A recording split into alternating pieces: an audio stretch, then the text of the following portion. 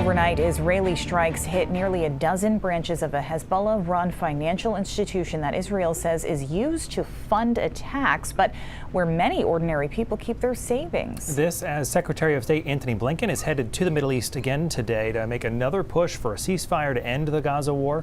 NBC's Matt Bradley reports from Beirut.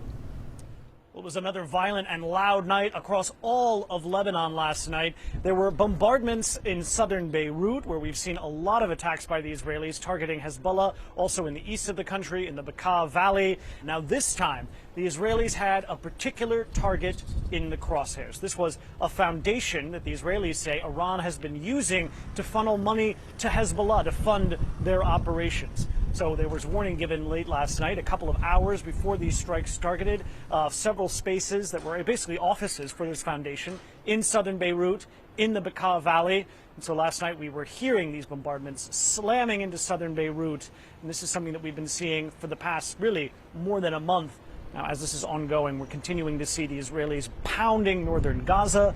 And just in the past couple of hours, we heard that U.S. Secretary of State Antony Blinken is leaving once again for the Middle East. This is his 11th trip, and he's hoping to make some sort of deal to free those remaining hostages in the Gaza Strip, maybe bring some measure of peace to Gaza, and maybe to here in Lebanon before this conflict becomes even more internationalized than it already is.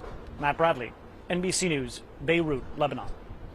The Israeli military also issued an apology to Lebanon for an attack that killed 3 Lebanese soldiers. Israel says they are not fighting Lebanon's military, and they fired on a vehicle carrying those soldiers because they believed it belonged to Hezbollah.